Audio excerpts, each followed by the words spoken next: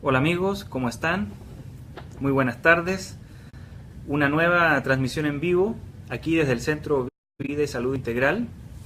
Mi nombre es Rodolfo Guevara y vamos a compartir hoy día un tema muy interesante que es los 9 tipos de personalidad según el Eneagrama. Les voy a explicar ahorita un poquito qué es esto del Eneagrama. El Eneagrama es un sistema teórico que en realidad nos informa o nos comenta que existen 9 tipos de personalidad. Este sistema teórico lo que busca es el perfeccionamiento humano. Es decir, que el objetivo del Eneagrama es que nosotros podamos mejorar como seres humanos, podamos avanzar en nuestro proceso de crecimiento, o en otras palabras, podamos fortalecer nuestro proceso de desarrollo humano. Ahora bien, el Eneagrama fue creado, se piensa, hace miles de años, y se cree una síntesis y una combinación de información de diferentes culturas. Se dice que hay elementos cristianos, sufíes, islámicos, hay diferentes culturas que han aportado a esta información del Eneagrama. Entonces, ahora, lo que nosotros nos vamos a enfocar es a poder explicarles un poquitito qué es lo que el Eneagrama dice respecto a la existencia de 9 tipos de personalidad. Y aquí lo primero que tenemos que hacer es realizar una importante distinción entre la personalidad y la individualidad, o también podríamos decir la personalidad y el sí mismo, o el ser interior, o el espíritu. El ser humano posee, si lo vemos así, 2 grandes instancias. Hay una instancia espiritual, una dimensión, digamos así, la dimensión profunda, la que nos da realmente es nuestra esencia y es la que nos da la identidad. Sin embargo, todos nosotros creamos también una personalidad. Es un conjunto de características físicas y psicológicas a través de las cuales nosotros podemos interactuar también con otras personas. Por lo tanto, el Eneagrama lo que dice es que existen 9 tipos de personalidad que son diferentes y claramente reconocibles. ¿Cuál es el objetivo entonces? Que el ser humano pueda reconocer la personalidad para ayudar a que, tomando conciencia de ella, nosotros podamos saber cómo somos y podamos lograr que nuestra personalidad no interfiera en nuestro camino espiritual. Vamos a ver ahorita, yo creo que uno de los aportes más interesantes del Eneagrama es comprender cómo se gestó nuestra personalidad. Toda nuestra personalidad posee como una estructura, es toda una estructura, y toda esa estructura psicológica se ha forjado con base en 2 elementos fundamentales que el Eneagrama puede discernirlos claramente. Uno es el miedo básico y el otro es el deseo básico, que vamos a ver después también se transforma en un deseo básico distorsionado. Este es el tema central realmente de la plática del día de hoy. A lo mejor muchos de ustedes ya han escuchado de este tema del Eneagrama, ya conocen del Eneagrama, a lo mejor ya tienen hasta identificado su tipo de personalidad o eneatipo, así se le menciona dentro de esta teoría. Sin embargo, quiero yo reforzar y dar algunos tips respecto a la combinación de estos 2 elementos básicos de la estructura de nuestra personalidad, que son el miedo básico y el deseo básico distorsionado. Pero como pues estamos aquí en una transmisión en vivo y hay personas que a lo mejor no conocen mucho del Eneagrama, entonces quiero comenzar por darles algunas características fundamentales o muy básicas también de cada uno de los eneatipos. Decíamos que son 9 eneatipos. El primer tipo de personalidad se le llama a veces el reformador, cuando se ve, digamos, en su aspecto positivo. Cuando se ve la parte negativa, a veces se le dice el perfeccionista. ¿Y cómo son las personas del eneatipo 1? Una persona de eneatipo 1 es alguien que básicamente tiende a querer hacer las cosas muy bien. Le gusta hacer las cosas de manera no solo bien, sino perfectas, excelentes. Busca lograr un grado de excelencia en todo lo que hace. Pero más, fíjense, más importante que lograr hacer las cosas bien, la personalidad tipo 1 busca ser una persona buena, una persona correcta, una persona virtuosa, una persona íntegra, coherente, congruente. Las personalidades tipo 1 son bastante lógicas, son racionales, pero a la vez tienden a ser personas muy prácticas. Entonces, cuando alguien es una personalidad 1, podemos nosotros reconocerlo porque son personas que muchas veces se obsesionan por hacer las cosas bien, por lo tanto les desagrada enormemente la mediocridad. Y son personas, como digo, que tienden a ser bastante racionales. Ahora, ¿qué temen ellos? Si son perfeccionistas, obviamente temen cometer errores, temen, por ejemplo, ser criticados. Y son personas que buscan siempre luchar a veces por ciertos ideales, les gusta a ellos luchar por ciertos valores, perseguir ciertos valores, les gusta decirle a la gente cómo deben hacerse las cosas, se guían mucho por un sentido del deber ser. Aclaro, no es el deber hacer, sino el deber ser. Son obviamente organizados, ordenados, meticulosos, personas que comúnmente para los demás se ven como personas de sólidos principios. Esas son algunas, digamos, características básicas. Hay algo que comúnmente las demás personas no lo ven, pero las personas que son o tienen una personalidad de este tipo van a darse cuenta que se caracterizan también porque en el fondo poseen mucha ira, mucho enojo reprimido. Se dice que la pasión que ellos tienen es la ira reprimida. Repito, a veces ellos mismos no se dan cuenta de este enojo que tienen. Sin embargo, es muy importante que ellos aprendan a darse cuenta de que están muy enojados a veces consigo mismos, con su familia, con el mundo, porque no respeta los valores, no sigue los principios, no lucha por los altos ideales que ellos consideran que son los correctos. Entonces tienden a enojarse mucho con el mundo porque el mundo no es perfecto como ellos consideran que debe ser. Esas son algunas características de este eneatipo 1 y vamos a ver ahorita las del eneatipo 2. Se le dice a veces el servicial o el ayudador. Su nombre lo dice, son personas que tienen una tendencia muy fuerte a ellos estar preocupados por los demás, tienden a ser muy empáticos, son sensibles, más emocionales, y una característica fundamental es que están orientados hacia las necesidades de los demás. Obviamente, lo más común cuando esto sucede es que las personas tengan una dificultad para ver y reconocer sus propias necesidades. Tienen que aprender, este tipo de personas tienen que aprender a reconocer sus necesidades. De hecho, se dice que la pasión que ellos sufren es la soberbia. ¿Por qué? Porque en el fondo, de manera inconsciente, ellos están pensando que ellos no tienen realmente necesidades o que sus necesidades no son tan importantes como las necesidades que tienen las demás personas. Entonces, por eso se dice que es como si en el fondo hubiese una soberbia de parte de ellos. Pero son personas amistosas, generosas, personas que comúnmente tienen muy buena plática, son personas que tienden a escuchar mucho a los demás y que se sienten a gusto haciendo cosas por los otros. Por lo tanto, las demás personas, ¿qué tienden a hacer?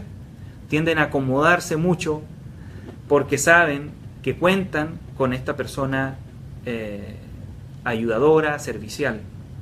Ahora, ¿qué les pasa muchas veces con el tiempo? Que ellos están enfocados a darse a los demás e inconscientemente esperan también que los demás los ayuden. Claro, ellos no son de andarle pidiendo a las demás personas ayuda, apoyo. Pero cuando llegan a hacerlo, cosa rara, cuando ellos llegan a hacerlo, ellos esperan también de la gente la misma respuesta. No siempre obviamente eso sucede y ese es un problema, debido a que como la gente no a veces les responde porque están acostumbrados a que sean ellos los que sirven, no a servir a las personas de tipo 2, entonces a veces las personas se les hace muy fácil decir, no, pues no puedo. Y las personas ayudadoras, serviciales, los enatipo 2, tienden a sentirse muchas veces muy lastimados, muy heridos, y reaccionan a veces de una manera muy confrontativa y exigiendo también a las personas la misma reciprocidad en el servicio. Repito, una de las cosas más comunes es que con el tiempo estas personas se enojen también fuertemente porque los demás no responden de la manera como ellos esperaban, es decir, estando dispuestos para cuando ellos lo necesiten. Un gran aprendizaje es aprender a reconocer, repito, sus necesidades, aprender ese principio fundamental que es que si yo hago algo por el otro, también tengo que hacer algo por mí. Ese es un gran aprendizaje, les va a servir muchísimo a una persona tipo 2 que esté enfocada en estar ahorita más consciente de sí misma, porque por ahí parte todo. Como me decía una paciente hace poco, me decía, así como en las cámaras fotográficas que comúnmente nosotros, ¿cierto?, enfocamos hacia afuera, decía, así ahorita, decía, estoy aprendiendo a ponerle la cámara como para una selfie y empezar a observarme a mí misma. Ese es un aprendizaje importante que las personas tipo 2 tienen que realizar en su vida. Ahora, hay otro tipo de personalidad que es la personalidad tipo 3, se le dice el triunfador, son las personas que persiguen el éxito. Son personas que buscan siempre lograr hacer las cosas excelente. Aquí sí son personas que están enfocadas al éxito, al triunfo. Y el objetivo de esto es lograr una valoración. Las personas tipo 3 lo que buscan es que se les valore a través de lo que hacen. Pero ¿cómo las vemos a una persona 3? Seguras de sí mismas, atractivas, muy encantadoras. Y una característica típica que ellos tienen es que tienden a ser personas que se preocupan mucho de la imagen. Por lo tanto, desde cómo se visten, qué carro tienen, qué reloj usan, qué zapatos usan, con quiénes se relacionan, en qué club, a qué club pertenecen, todo eso ellos lo consideran como una parte importante y fundamental de la imagen que ellos van a dar, que es algo para ellos, repito, clave de su personalidad. Eso es algo muy peculiar, digamos, de este tipo de personalidad. Están muy motivadas siempre a estar creciendo, son ambiciosas, competitivas. Es uno de los 3 tipos de personalidad competitivos. El 7, el 8 y el 3 son números competitivos. Son muy conscientes de su posición respecto al medio. Tratan en lo posible de tomar conciencia de cómo los ven los demás, si están más arriba, si están más abajo, cómo es la ubicación de ellos respecto al medio social. Obviamente, es muy fácil que ellos caigan en ser trabajólicos, o sea, en enfocarse mucho al trabajo. ¿Por qué? Porque a través del trabajo van a poder hacer las cosas muy bien y lograr el éxito que ellos tienen. Por tanto, vamos a darnos cuenta que obviamente tienen un miedo enorme al fracaso. Por eso comúnmente las personas tipo 3, ellas no piensan que fracasaron. Ellos dicen que más que fracasar, lo que a ellos les sucedió fue que aprendieron. O sea, no hablan de fracaso, sino que hablan de aprendizajes. Y ellos dicen, yo no fracaso, sino que intento muchas veces hasta que logro lo que quiero. Son palabras típicas o frases típicas de un número 3. Se dice, por este aspecto de la imagen tan importante para ellos, que la pasión que ellos sufren es la vanidad.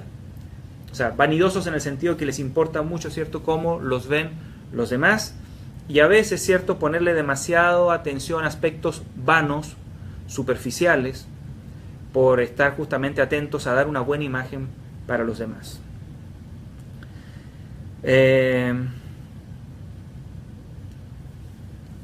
Vamos a pasar ahorita a otro tipo de personalidad, que es la personalidad tipo 4. La personalidad tipo 4, algunos le llaman el individualista. ¿Y cómo son estas personas?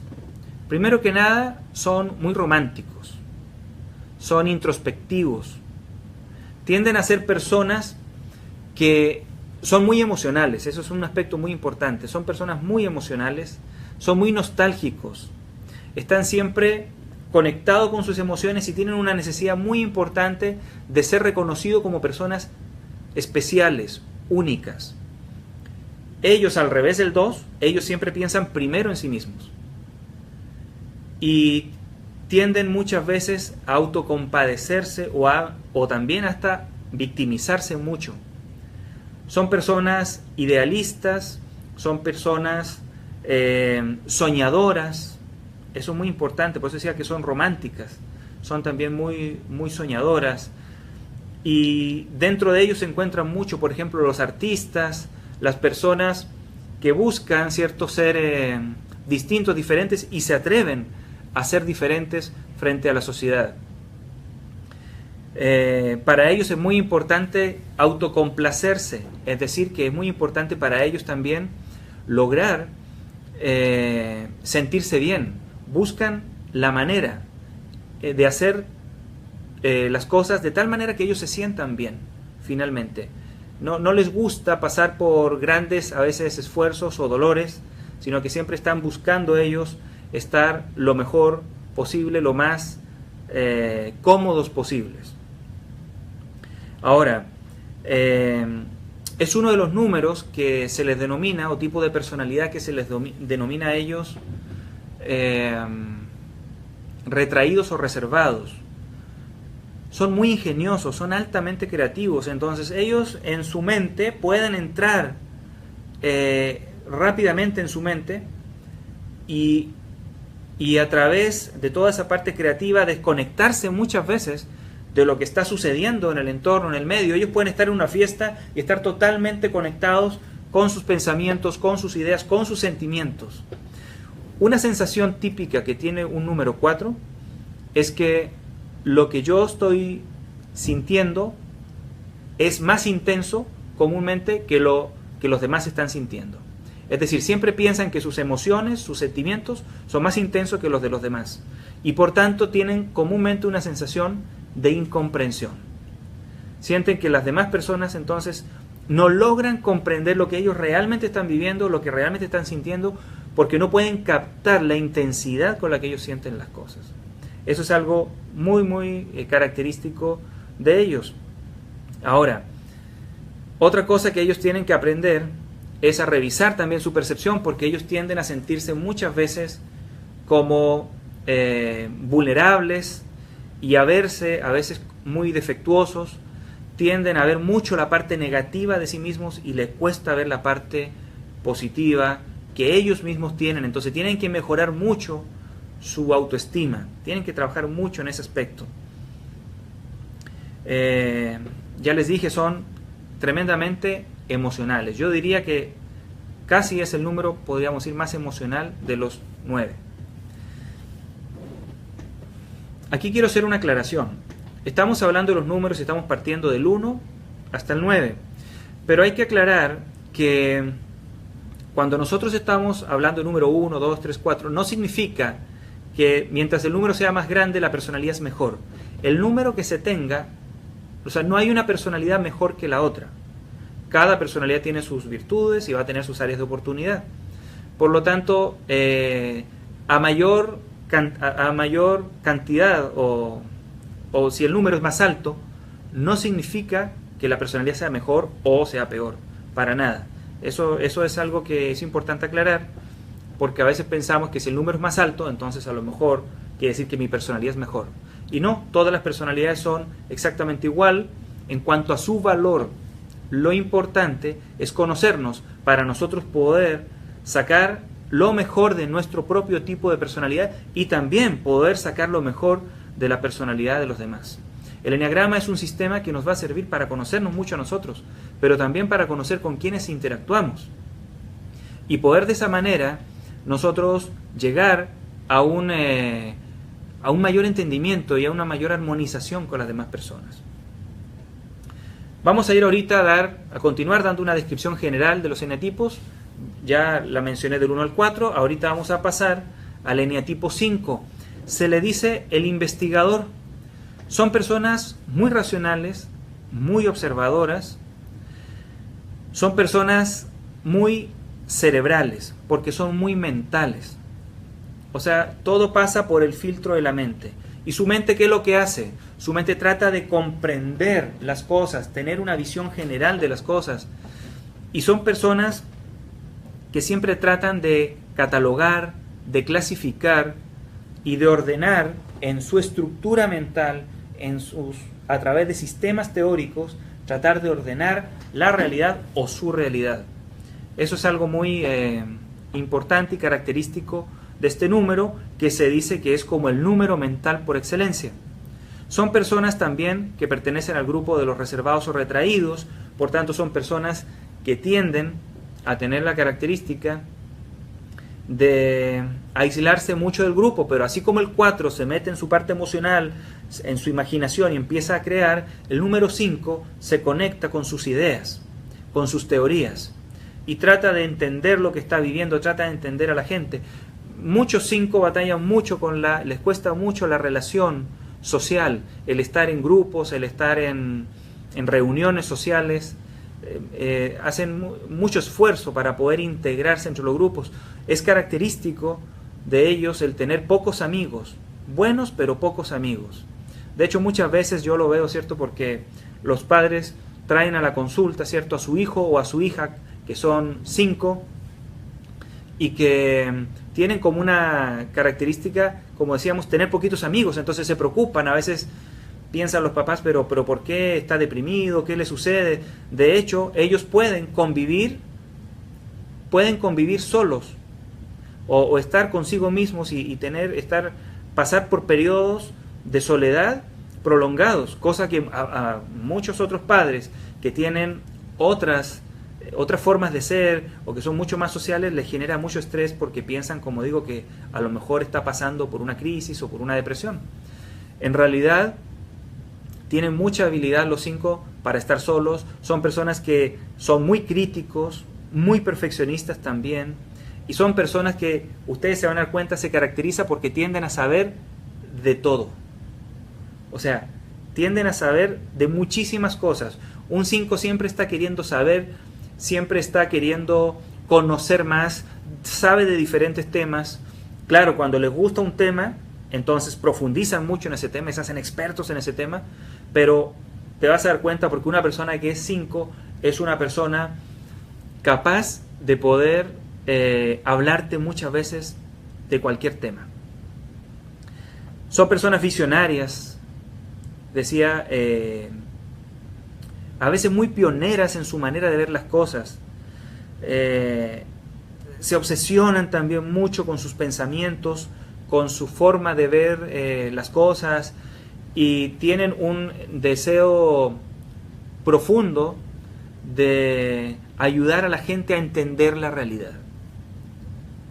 Esos son los números 5. Apóyense siempre en un 5 para tratar de entender las cosas. Si tú quieres teoría, quieres información, los 5 tienen la mejor información, la manera más fácil de poder accesar a la información que te ayuda a entender el mundo, tu realidad, etc. Vamos a ver ahorita la personalidad tipo 6. Se les dice leal. ¿Por qué? Porque así son. Son leales, son responsables, comprometidos, están muy orientados a obtener seguridad. Estas personas son personas comúnmente muy dignas de confianza. Uno puede confiar en ellas. Sin embargo, una de las cosas que uno tiene que... O sea, es fácil reconocer a estas personas porque son personas que tienden a sentir mucho miedo, mucha ansiedad, porque tienden a desarrollar un pensamiento y que es una capacidad casi para después detectar el peligro. Son personas que tienden después con el tiempo a futurear fácilmente situaciones peligrosas. Y eso les genera, como digo, muchísima ansiedad. Son preocuponas, o sea, tienden a preocuparse mucho, a estresarse mucho. Y tienden a ser personas, como digo, que tienen miedo, Pero hay un tipo de 6 que es muy temeroso, se deja llevar por el miedo, se dice el 6 fóbico, se deja llevar por su miedo. En cambio, hay otro 6 contrafóbico que se hace a veces rebelde, se rebela contra la autoridad, pero que también es desafiante, se rebela contra las normas. Son personas muy reactivas a veces. Entonces, por eso que a veces hay personas que les cuesta reconocer el eneatipo 6, porque a veces son temerosos y a veces son muy desafiantes. Pero repito, una característica de los 6 que es muy notoria es que son muy leales, muy comprometidos, muy responsables, se mueren con las botas puestas cuando tú le das una tarea. Pero por otra parte tienen un aspecto muy, muy inseguro. Entonces, esa parte insegura hace que ellos desconfíen de sus propias capacidades y también desconfíen a veces de las capacidades de los demás. Entonces se hacen personas a veces, como digo, muy desconfiadas de los otros. Entonces miran a todos así como con una cierta suspicacia. Eso es una de las cosas que sucede. ¿Qué otra cosa les puedo decir importante de este número? Es que pues van a tener que aprender a trabajar ese aspecto de la seguridad. Ese aspecto de la seguridad, sobre todo la seguridad en sí mismos. Va a ser un aspecto muy importante, fundamental a trabajar, debido a que de ahí parte toda esa inseguridad hacia sí mismo, hacia los demás, hacia lo que pueden lograr y lo que pueden alcanzar en la vida. Su pasión, como les dije hace un momento, es precisamente la ansiedad. Vamos ahorita al eneatipo 7.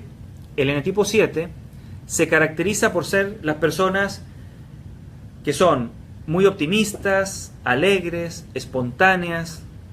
Son personas que están enfocados comúnmente en hacer muchas cosas. Una característica muy notoria de ellos es que se ven como personas que están siempre ajetreadas, con mucha actividad, nunca se cansan, están en una cosa, están en otra, llenan su vida de actividades y están siempre buscando tener actividades y hacer cosas que les generen placer y alegría. Y por otra parte tienden a huir del dolor, el sufrimiento. Entonces, comúnmente huyen de actividades o de lugares donde la gente esté conectada, por ejemplo, con el sufrimiento. Entonces tienden ellos más bien a estar llenándose de actividades placenteras y se llenan de muchísimas actividades. Son las personas que comienzan muy temprano en la mañana y en la noche hasta lo más tarde que puedan están ellos realizando actividades, ojalá actividades que les gusten, que las disfruten muchísimo. Tienden a ser muy impulsivos, juguetones, animosos. Una de las cosas es que ellos, como son optimistas y son alegres, entonces andan animando comúnmente a todos los demás. Son muy emprendedores y tienden ellos a hacer todo lo posible porque no se les atore nada, por superar todos los obstáculos. Es uno de los números también altamente competitivos. Entonces eso es algo muy característico y siempre están buscando cosas nuevas, muy estimulantes, a veces son muy adrenalínicos, les gustan actividades donde sientan mucha adrenalina, porque necesitan sentir la vida, sentir que la vida está dentro de ellos, pasa por ellos una fuerza, una corriente de vitalidad. Entonces están siempre haciendo cosas que les generen mucho gusto, alegría y sobre todo mucha energía. Son personas que al estar con ellos, comúnmente los demás dicen, me siento cómodo, me siento a gusto, me alegra la vida. Estas son algunas características del número 7. Tienden a ser bastante versátiles, bastante adaptables. No les gustan los conflictos a ellos. Tienden, de hecho, a ver comúnmente la manera positiva de afrontar las cosas. Entonces no les gustan los conflictos y tratan de evitarlos también. Muy parecido a otro tipo de personalidad que vamos a mencionar ahorita. Es un número mental. Ellos tienden a estar pensando mucho, igual que el 5 y el número 6. Sin embargo, una característica del número 7 es que está pensando en el futuro, pero no está pensando en lo negativo, sino que está pensando en lo positivo del futuro. Entonces, está concentrado en lo bueno que va a vivir. Por eso muchas veces se distraen del presente por estar conectados con qué es lo que yo quiero vivir a futuro o qué voy a hacer. Si están en una reunión a las 3 de la tarde, ya están pensando en la cena a la que van a ir a las 7 de la noche. Y cuando están en la cena ya están pensando en que voy a llegar a mi casa a ver una serie. Y entonces están conectados con la serie. Entonces muchas veces se desconectan del presente por estar viviendo en su mente el futuro agradable que viene. Entonces están disfrutando con antelación. Eso tienden a hacerlo. Pero repito, tienden a ser bastante distraídos y estar en su mente tienen siempre muchas inquietudes, muchas cosas. Entonces su mente a veces la saturan con muchísima también información y muchísimas actividades. Vamos a irnos ahorita al eneatipo 8. Se le llama el desafiador, algunos le dicen también el jefe. ¿Cómo son estas personas? Son personas donde ustedes muy claramente las van a poder reconocer también. Tienden a ser aquellos para los cuales es importante el poder, o sea, reflejar poder, tener fuerza, y es importante para ellos siempre verse como personas que están controladas y que ellos tienen el control. Que ellos tienen el control de las situaciones. Temen mucho ser controlados. Y vamos a hablar al ratito de eso. Temen mucho que los demás los controlen. Entonces, una persona de eneatipo 8 tienden a ser seguros de sí mismos, tienden a ser personas protectoras de los demás, justicieros muchas veces, defensores de los más débiles, pero a ellos mismos les cuesta mucho conectarse con la debilidad. Para ellos la debilidad tiene que ver específicamente mucho con conectarse con la ternura. Toda esa parte tierna, toda esa parte que tenga que ver, por ejemplo, con la tristeza, con el miedo, ellos comúnmente lo tienden a reprimir mucho, porque ellos quieren verse fuertes, quieren verse personas que lo pueden todo. De hecho, vamos a ver la idealización del número 8 es: yo puedo todo y yo lo puedo todo y puedo con todos. Entonces, eso es algo, es como una exigencia interior que ellos mismos se ponen, y es una exigencia muy, muy fuerte para ellos. Son dominantes, son orgullosas. Es muy difícil que el 8 reconozca un error. Les cuesta muchísimo hacer ese trabajo. También ceder para ellos es difícil. Ellos siempre se quieren imponer. Entonces, ceder frente a los demás, por ejemplo, una de las cosas que cuesta escuchar de un 8 es que el 8 diga: bueno, pues hagamos las cosas como tú quieres, hagámoslo a tu manera. Eso comúnmente no es tan fácil, les cuesta bastante a los 8, como digo, ceder. Tienden a imponer. Otra característica es que intimar, es decir, poder comunicarse con las personas de manera profunda, también les cuesta mucho. Ese es un ejercicio, es un trabajo que ellos tienen que aprender a lograr, hablar desde el corazón, hablar de sus sentimientos, hablar de lo que ellos están experimentando internamente, les cuesta. ¿Por qué? Porque tienden a creer que se pueden sentir vulnerables o pueden ser vulnerables frente a los demás si expresan los sentimientos. Entonces, esa es una característica de la personalidad tipo 8 en el eneagrama. Sin embargo, estas personas, cuando se han superado, han trabajado, han trascendido sus áreas de oportunidad, pueden ser personas muy magnánimas, personas heroicas, pueden ser personas que se den y se entreguen muchísimo a los demás, porque una característica que ellos tienen es que son líderes. Ellos tienen mucha facilidad para que la gente los siga. ¿Por qué? Porque ellos se ven seguros, ellos ponen límites, ellos buscan siempre lograr las cosas y evitan que se les atoren las cosas. Siempre logran lo que ellos quieren, se esfuerzan y consiguen, y tienen esa capacidad para tener dominio y control y manejo de las situaciones, de las personas, de los recursos, de las herramientas. Entonces son personas con mucha capacidad, con mucha capacidad para lograr sobre todo lo que ellos quieren. Son personas altamente emprendedoras. Muchos empresarios son este tipo de personalidad. aquí en Monterrey, ¿cierto? Pues que se fomenta tanto, ¿cierto?, el emprendimiento, pues el tipo de personalidad que afina mucho con esto del emprendimiento, uno de los tipos de personalidad es esta, la personalidad tipo 8, el desafiador o el jefe. Ahora, el último tipo de enneagrama, el eneatipo 9, se le dice a veces el pacificador o el conciliador. Estas son personas que no les gusta entrar en conflicto. Son personas que buscan ellas, por todos los medios, de estar en paz.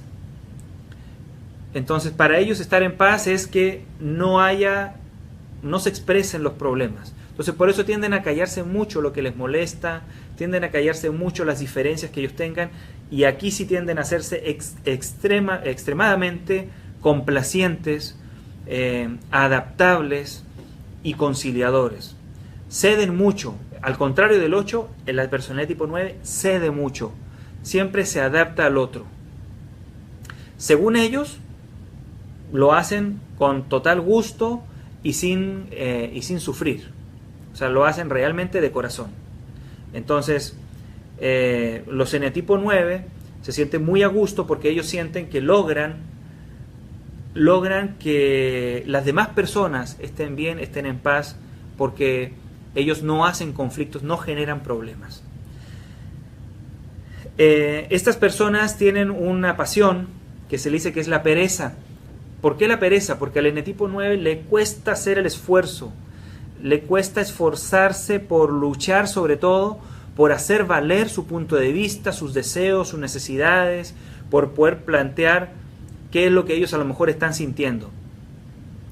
Entonces evitan cualquier tipo de esfuerzo porque prefieren, como digo, llevar la fiesta en paz. Esa es una de las cosas que ellos tienden a decir. Aquí en Monterrey igual la gente dice, ¿cierto?, no hagas olas, no le muevas.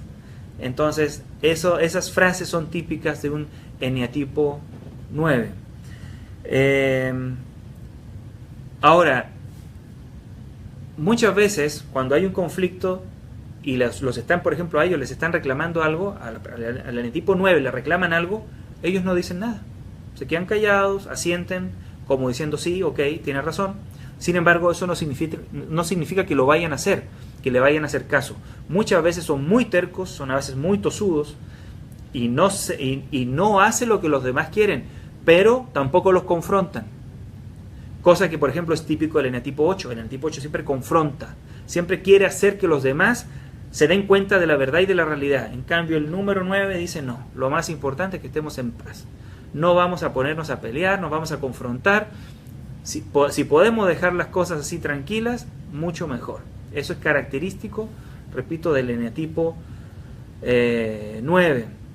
Los demás, ¿cómo lo ven? Lo ven como una persona agradable, como una persona con la cual puedes estar, puedes compartir, puedes sentirte totalmente tranquilo, una persona que siempre se va a adaptar a ti, no te va a hacer problemas. Son muy afables, los ven como bondadosos. Y entonces, pues alguien con quien les parece muy, muy grato compartir. Porque, como decíamos, son altamente complacientes. Bueno, estas son algunas características generales de cada uno de estos eneatipos. Sin embargo, lo que yo quiero compartirles así de manera breve es lo que está a la base, o sea, ¿qué está a la base de cada uno de estos tipos de personalidad? Y ahí es donde el eneagrama, les decía yo, aporta algo fundamental. El eneagrama dice que cada tipo de personalidad es un tipo de ego y que en la fuente de la cual se crea esta personalidad hay un miedo básico. Y se le dice así, miedo básico, porque precisamente está a la base de la personalidad. Entonces, cada eneatipo, en su infancia, la persona percibió o aprendió un miedo, o sea, aprendió a temer algo. Eso que aprendió a temer hizo que después la persona desarrollara muchas conductas de manera inconsciente para evitar ese mismo miedo. Entonces, a todas esas conductas que para evitar el miedo tienen un sentido, tienen una dirección, un deseo de fondo. A ese se le llama el deseo básico. Sin embargo, como ese deseo básico está movido por el miedo, entonces ese deseo básico está distorsionado. En otras palabras, es como un deseo básico, que es algo muy sano, pero va a estar eso distorsionado, degenerado, deformado, producto de que viene de un miedo. Entonces, recapitulo. Cada uno de los 9 tipos de personalidad tiene a la base un miedo, del cual emerge un deseo que se va a representar en muchas pequeñas conductas, actitudes, pensamientos y emociones que buscan evitar ese mismo miedo básico. Entonces les voy a ir explicando rápidamente el miedo y el deseo básico de cada uno de los tipos de personalidad. La personalidad tipo 1, el perfeccionista o el reformador, ¿cierto? Como le dijimos, ellos tienen un miedo a ser malos, a ser corruptos, a ser perversos, a ser imperfectos. Por eso es que desarrollan lo que en eneagrama se llaman las compulsiones. Entiendas una compulsión como actos inconscientes repetitivos. Entonces desarrollamos una serie de conductas, pensamientos, sentimientos, emociones, deseos, que lo que buscan es evitar esto que temo. Por eso, ¿qué es lo que hace la persona? La persona desarrolla un perfeccionismo crítico. ¿Qué significa esto? Significa que me hago un perfeccionista, o sea, trato de ser muy crítico y hacer las cosas de manera muy bien, de manera más que muy bien, excelente, perfecta, sin mácula, sin error, con el propósito de no ser malo, perverso, corrupto. ¿Sí me voy a entender? ¿Cuál es la clave aquí? Entender que toda mi personalidad está buscando ser perfecto para evitar el miedo que yo tengo de fondo. Por eso cuando yo reconozco mi miedo, o cuando yo sé el miedo que tiene una persona, vamos a poner de ejemplo que tú convivas con alguien que es uno, que tú te das cuenta que es importante para él, por ejemplo, ser muy íntegro, correcto, es una persona de valores, lucha por principios, por ideales, es muy importante la justicia, por ejemplo, para ellos. Si tú te das cuenta que estás con una persona así, tú necesitas evitar, y esto tómelo como una regla general, necesitas evitar activar el miedo básico de la persona. Es decir, si tú una persona número 1 la haces sentir perversa, mala, una persona que está siempre cometiendo errores, si tú la haces sentir una persona imperfecta o corrupta, esa persona se va a desequilibrar emocionalmente más, psicológicamente se va a desequilibrar más. Y entonces va a tender a hacerse más perfeccionista, lo cual le va a generar más conflictos, más estrés y más desequilibrio en su personalidad. Entonces, tenemos que ser muy cuidadosos. Cuando nosotros activamos el miedo básico de una persona, la estamos desequilibrando. Vamos a hacer que esa persona se sienta mal, que esa persona entre realmente en crisis y se la pase en una sensación de estrés constante. Ahora, la personalidad 2 tiene miedo a ser indigno de amor. Por eso, ¿qué es lo que va a hacer? Su deseo, que es su deseo va a ser amado, pero va a degenerar ese deseo de ser amado en una necesidad de ser necesitado. Entonces va a empezar a servir a los demás en todo lo que puede para que los demás sientan que la necesitan, y así la persona entonces dice, esta persona me ama. O sea, en su inconsciente va a interpretar esa necesidad que el otro tiene de ella como una manera de ser amada. Ahí también tenemos nosotros entonces que poner mucha atención y en lo que nosotros podamos ayudar a satisfacer esa necesidad, ese deseo. Por ejemplo, en el 1, el deseo normal y sano es el deseo de integridad, degenera en un perfeccionismo crítico. Pero si yo ayudo a que sea íntegro, eso le sirve mucho al 1. Si yo al 2 lo ayudo a que se sienta digno de amor, si tú eres una mamá o eres un papá y te das cuenta que tu hijo es 2, pues hazlo sentir digno de amor, que es digno de tu amor. Y eso va a ser un bálsamo para su alma, va a ser muy reconfortante y le va a dar mucha tranquilidad. Si por otra parte tú ves que está tratando de servir a uno, hacer cosas por el otro, por tener a todo el mundo contento y ayudar a todo el mundo y se descuida de sí mismo, tú tienes que darte cuenta que esa persona está en un desequilibrio. Y eso quiere decir entonces que su miedo básico está totalmente activado. Es decir, la persona está, su personalidad está movida por el miedo. ¿Ok? Entonces tenemos que estar muy al pendiente de eso. Esto nos debe servir para conocernos a nosotros, ayudarnos y ayudar también a quienes convivimos. La persona número 3, ellos tienen miedo a ser despreciables o a ser, en otras palabras, personas que no tengan un valor intrínseco, que no valgan por sí mismos. Por eso tienen un deseo de ser valiosos, pero eso tiende a degenerar en un afán de éxito. Ellos, por eso les decía yo hace un momento, buscan constantemente hacer las cosas bien, de manera excelente, tener un éxito en todo lo que ellos hagan, para a través de lo que hacen recibir valor. Entonces, de esa manera, ese miedo a carecer de valor inherente, o sea, de que yo no tenga valor como persona, de esa manera, a través del éxito, calmo ese miedo. Ahora, obviamente, ese afán de éxito no es la manera correcta. Todas estos deseos distorsionados son maneras incorrectas de atender la necesidad. Eso es algo que tenemos que nosotros recordar. Las necesidades se satisfacen desde dentro, no desde fuera. O sea, tenemos que tener siempre mucho cuidado cuando nosotros queremos que otras personas satisfagan necesidades tan fundamentales como la integridad, el amor o el ser valorados. Hay que tener mucho cuidado cuando esperamos que los demás nos den eso, en lugar de ser nosotros mismos quienes aprendamos a darnos el valor, el amor o a desarrollar, ¿cierto?, la integridad. Entonces, cuando vemos una persona, por ejemplo, tenemos una persona a nuestro alrededor que es una persona número 3, pues es muy importante reconocer lo que hace.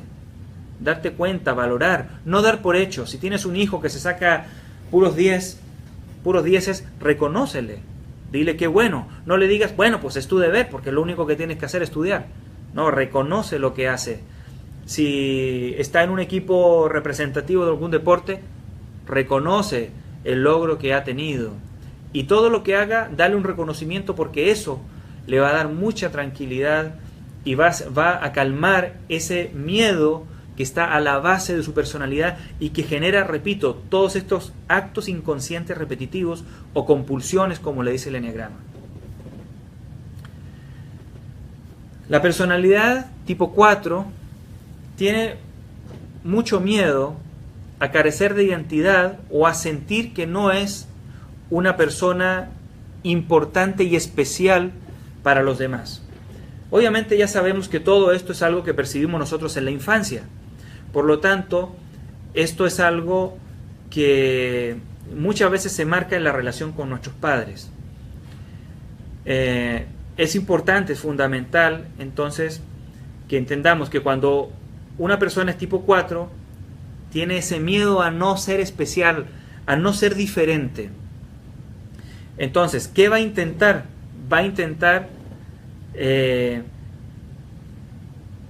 su deseo va a ser uno mismo, o sea, querer ser ellos auténticos, ser lo que ellos desean, pero eso tiende a degenerar en una autocomplacencia, en siempre estar haciendo simplemente lo que ellos quieren y a veces no estar concentrados o pensando en qué es lo que los demás desean o lo que los demás necesitan.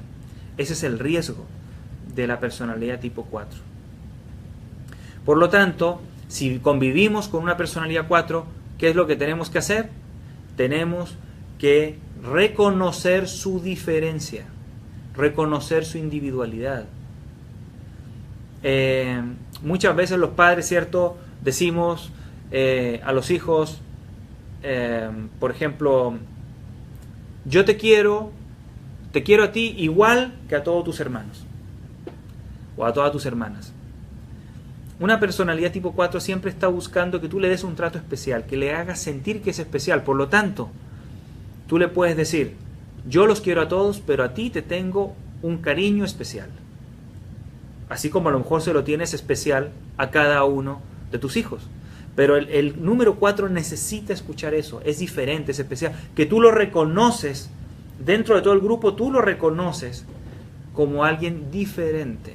No quiere, los 4 no les gusta sentirse del montón. Ellos siempre quieren sentirse diferentes, como de la élite. No del montón. Entonces es muy importante, padres que son, que tengan hijos número 4, busquen hacerlos sentir especiales, muy queridos, diferentes. Se los van a agradecer muchísimo sus hijos y se van a sentir, les va a calmar ese miedo básico, ese miedo de fondo que ellos tienen. Ahora, la personalidad tipo 5 tiene un miedo muy grande a ser inútil, a ser incapaz o a ser incompetente. Y aquí esto es muy interesante comprenderlo, porque su deseo obviamente va a ser de lograr competencia en muchos aspectos de su vida, o sea, ser competentes, capaces. De hecho, su estrategia, como ellos son intelectuales, es voy a tratar de saber muchas cosas, conocer muchas teorías, tener mucha información y hasta especializarme en ciertos temas, que son muy característicos de ellos, que se especializarme en muchos temas o en algunos temas para poder ser más competente que los demás. ¿En qué degenera comúnmente esto? Este deseo de ser competente en la especialización. En una especialización que muchas veces llega a ser inútil porque se especializan tanto en algo que finalmente muy pocas personas son aquellas que requieren o que necesitan de los servicios o de las habilidades que ellos o los conocimientos que ellos tienen. Si convives con un 5, hazlo sentir competente, útil, que lo que él es, que lo que él sabe sobre todo, sirve. De lo contrario, tienden a veces a deprimirse muy fuerte, a sentir mucha impotencia. Es una de las características de las emociones típicas del 5, es sentir impotencia, porque sienten que no puedo, no logro. Y eso es a raíz, eso es cuando se les activa su miedo a ser incompetentes, inútiles o incapaces. La personalidad tipo 6, pues tiene un miedo a carecer de apoyo u orientación. Por eso siempre le andan preguntando a la gente, oye, pero ¿qué opinas tú de esto? ¿Y cómo harías tú esto otro? Y andan pidiendo opinión a mucha gente. Claro, muchas veces no hacen caso. No hacen caso de lo que la gente dice, pero ellos quieren saber qué opina, pedir una guía o una orientación a muchas personas. Claro, carecer de apoyo es algo que también a ellos les afecta mucho. Entonces, están siempre esperando que sea que recibir ese soporte de las demás personas, sea un soporte moral o mejor aún a veces en acciones, a través de conductas concretas. Y ese miedo genera un deseo de seguridad, pero ese deseo de seguridad degenera muchas veces en un fuerte apego a las creencias. ¿Por qué? Porque como desconfío de la gente, acuérdense, el enetipo 6 desconfía de la gente, entonces a veces confiar en la gente, apegarme a la gente es un riesgo. Entonces prefiero mejor confiar en sistemas de creencias, en ideas, en lo que dice la religión, lo que dice un partido político, una determinada filosofía, en lo que dice un movimiento espiritual. Eso, prefiero apegarme a eso con el propósito de poder tener mayor seguridad, porque eso comúnmente, esos movimientos, esos principios no van a cambiar. Entonces a veces se hacen muy rígidos, muy estrictos, muy dogmáticos.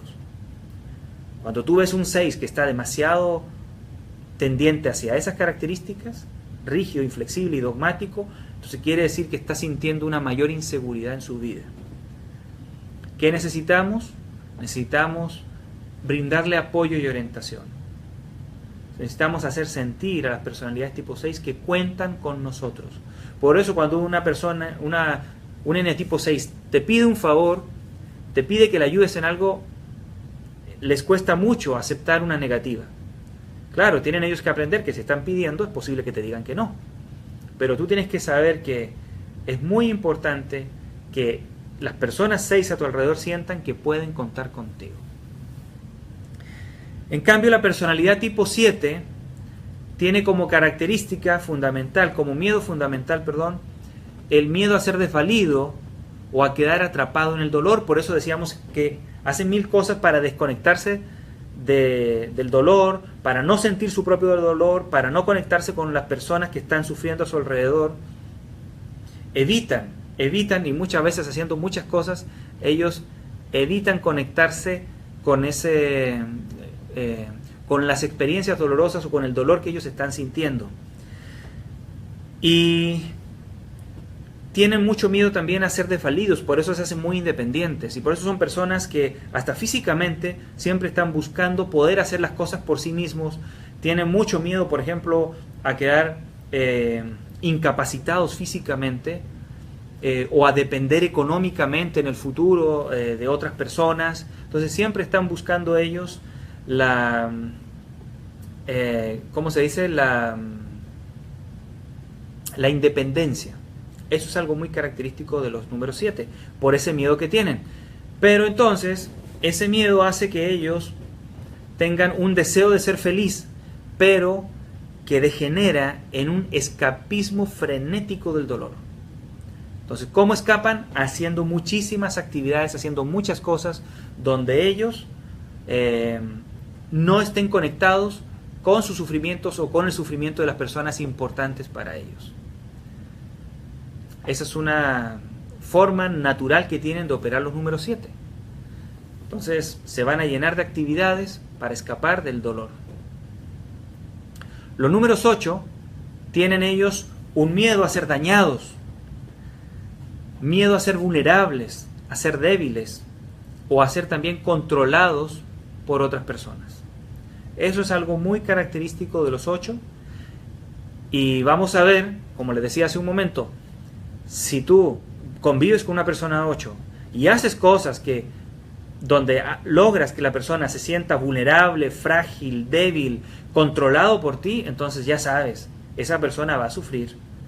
Y esa persona, por el tipo de personalidad, por ser 8, van a reaccionar comúnmente de manera muy fuerte, ser muy confrontativos, van a ser personas que se van a imponer con mucha fuerza y van a dejar caer todo su poder y su fuerza para demostrarte que no son frágiles y que no son débiles. Y si realmente no logran sacar esa fuerza interior, se van a aislar para poder recuperar ese poder interior y luego, o empoderarse y luego regresar, ¿cierto?, nuevamente a la convivencia con las demás personas. Entonces, ese miedo genera un deseo de estar protegido, lo cual es muy sano, pero eso tiende a degenerar en una lucha constante. En otras palabras, los números 8, para evitar sentir que pueden ser dañados por otros o controlados por otros, lo que ellos hacen es estar en una lucha constante con los demás para demostrarles a los demás que yo soy fuerte, que tú no me vas a vencer, que yo tengo más poder que tú y que tú no me puedes controlar. Eso es algo característico de ellos. Entonces, si convives con una persona 8, evita hacerla sentir controlada, vulnerable, débil, porque se va a desequilibrar. La personalidad tipo 9 tiene un miedo a perder la conexión, a sentirse separado, disociado, desconectado de las demás personas. Entonces, ¿qué es lo que desea? Lo que está deseando es estar en paz con los demás, pero para eso, entonces, evade el conflicto y muchas veces se hace tercamente negligente porque no hace nada a veces para cambiar las situaciones y superar el problema que está de fondo, sino que deja las cosas ahí, se retrae, se aleja, se distancia del problema, pero quedan las cosas igual en el mismo, bajo el mismo conflicto o bajo el mismo desequilibrio. O sea, no se solucionan los problemas, a eso me refiero. Entonces, si nosotros vemos esto, ¿qué es lo que tenemos que entender o qué es lo que tenemos que aprender? Toda nuestra personalidad se basa en este miedo. Tenemos que aprender a reconocer el miedo. Y tenemos que aprender a darnos cuenta que toda nuestra forma de ser, todas nuestras características están buscando superar este miedo. En otras palabras, recuerden, nuestra personalidad es una creación defensiva. Es una estructura creada para defenderme de esto que temo. ¿Cómo? Persiguiendo lo que deseo. Por eso les hablé del miedo básico y del deseo básico. Y el deseo básico es la manera de huir de este miedo. Es como un programa del ego que dice, si logro esto, entonces voy a poder evitar esto que temo. Esa es como la lógica con la que funciona inconscientemente, desde el fondo, toda nuestra personalidad. Conectemos esto con lo que vimos en las 2 transmisiones anteriores, donde hablamos de las heridas, de las 5 heridas que nos impiden ser felices o nos dificultan ser felices. No nos impiden, pero sí nos dificultan ser felices. Nosotros tenemos un eneatipo. El eneatipo jamás va a cambiar. Tú nunca te vas a pasar de ser un eneatipo 7 a 1.5 o a 1.8 a un eneatipo 2. Jamás. Tu eneatipo siempre va a ser el mismo. Sin embargo, una persona de un eneatipo puede tener 1, 2 o hasta 3 heridas a lo largo de su vida. Entonces, sobre toda la percepción que tú tienes, producto de tu eneatipo, de tu personalidad de fondo, sobre esa percepción se añade la percepción que tus heridas te van a ir brindando. Por eso necesitamos conocer nuestra personalidad de fondo, conocer nuestro eneatipo, entender el miedo que mueve y motiva todas nuestras conductas, pensamientos, deseos, necesidades. Entender cómo estamos en un deseo frenético, en un deseo constante, pero degenerado por tratar de superar ese miedo que tenemos de fondo.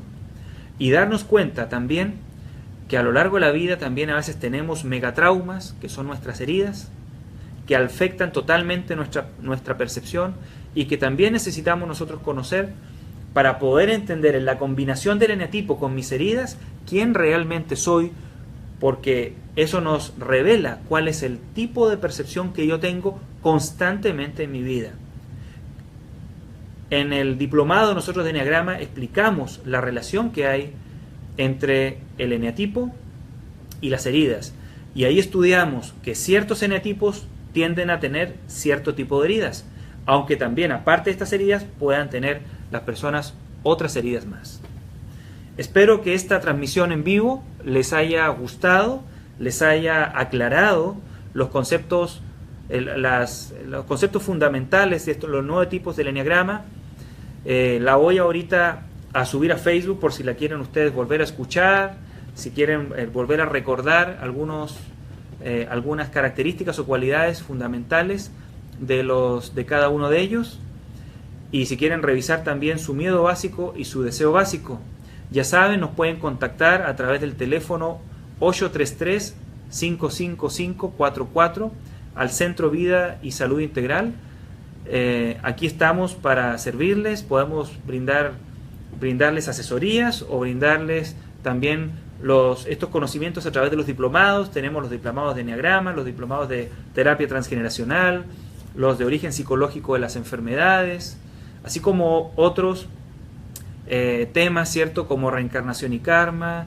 Tenemos temas como construyendo familias sanas, inteligencia emocional, muchos otros temas que también les pueden servir, sobre todo para conocernos muchísimo más y conocernos de una manera más profunda. Hay una frase de un sacerdote que dice, se llama Thomas Merton, dice: ¿qué ganamos con navegar hasta la luna si no somos capaces de cruzar el abismo que nos separa de nosotros mismos? Tenemos una gran tarea, que es conocernos a nosotros mismos, y como decía, cierto, en el templo de Delfos, conócete a ti mismo, y más adentro decía, en el templo, decía, y entonces conocerás a Dios. El eneagrama es una magnífica herramienta para conocernos a nosotros con profundidad y para lograr que nuestra personalidad no interfiera en ese contacto con nuestra esencia espiritual, que es la parte divina, es la chintila ánime, la chispa divina, como decía el maestro Eckhart, que brilla en nosotros y que es la luz de Dios que tenemos y que tenemos que hacer brillar en nuestro interior y compartir ese brillo con las demás personas. Entonces el eneagrama nos aporta una gran luz respecto a esa tarea. ¿Hay alguna pregunta que quisieran realizar? Sandra, ¿me podrías comentar alguna? Pregunta Cristi GS. ¿Cómo saber qué número eres? ¿Cómo saber qué número eres? Pregunta Cristi. Hay algunos test que se pueden encontrar, de hecho, por internet. Hay algunos libros como La sabiduría del eneagrama, donde también aparecen ahí unos test. Y hay sistemas muy sencillos de algunas preguntas, o sea, 2 conjuntos de preguntas, o donde las personas al responderlas rápidamente se puede un poquitito saber eso, pero en internet puedes encontrar algunos tests que te pueden ayudar a obtener esa información ya más precisa. Aquí en el centro tú puedes venir a una asesoría y en una sesión yo te aplico una serie de test y se hace todo un proceso para que tú puedas encontrar también tu tipo de personalidad de una manera ya mucho más precisa, mucho más profesional y con toda la certeza. Porque a veces los test por internet pueden haber ciertas dudas o pueden haber ciertas incertidumbres, y a veces puede ser que no sean tan exactos. Porque como son test donde tú estás respondiendo, tiene que ver mucho con cómo tú estás interpretando las preguntas que te están haciendo. Entonces, frente a ese tipo de dificultades está el trabajo que hacemos aquí de guiar el proceso de descubrir tu tipo de personalidad eneagrama en la consulta. Muchas gracias, Silvia Marta. Es un gusto pues para mí servirlos y compartir, cierto, todo esto que ustedes en clases pueden escuchar. Bueno, por mi parte, mil gracias, un abrazo enorme, seguimos en contacto y la próxima semana, el próximo lunes a las 6 de la tarde, será la siguiente transmisión en vivo, ya les comentaré cuál es el siguiente tema. Un abrazo enorme, gracias a todos.